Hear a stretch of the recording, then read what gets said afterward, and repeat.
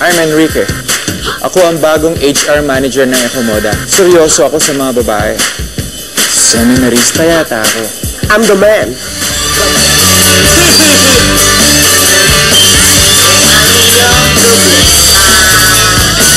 Ay ang iyong mukha.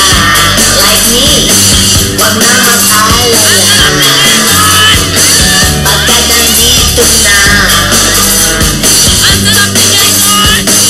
ang sagot sa lahat ng problema mo sa mga babae.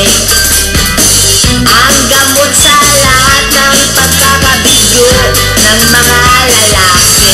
Nandito na ang papa. Papa Kulong. Nandito na ang papa. Papa Kulong. Nandito na ang papa. Papa Kulong. Nandito na ang papa.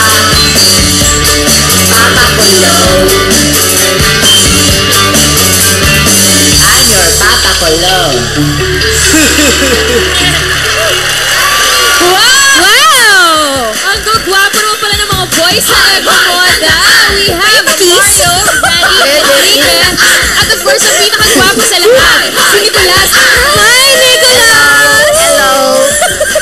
Ay, Sarah, idol kita. Talaga? Ang ganda ng movie mo, panood ko, Kiss kiss. mo nga si Sarah. Kiss mo nga. Ay, ayaw. Ay, ayaw. Magagalit si John Lloyd. Naka, Nicolas, ano ba ang tip mo sa mga guys na ito at sa lahat ng mga lalaki sa mundo para maging chick magnet din katulad mo? Ay, dapat meron kayong magnet. Oo nga naman. Okay. Ricky, up next, makikilala naman natin ang lalaking may malaking papel sa buhay ni Betty, si Sir Armando Solis. Alam mo, Sarah, Nicolas, no? Isipin mo, ano kaya ang mangyayari kung pinagsama natin si Betty at si Sir Armando? Malalaman natin yan sa pagbabalik ng ASAP. Papa Kulong.